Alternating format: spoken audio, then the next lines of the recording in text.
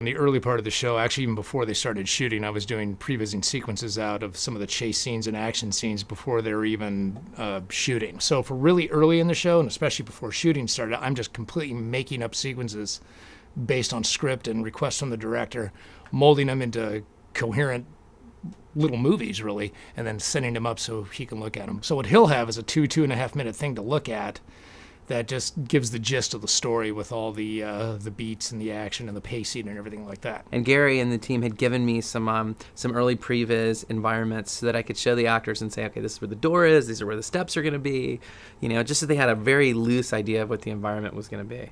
For months and months, this is what we were looking at when we were first cutting the dailies. Everything was green. We had no idea what it was going to look like. And they model a console like that little piece of that little green table is all that the actors were responding to with regard to the chip and the whole thing that he's about to break there.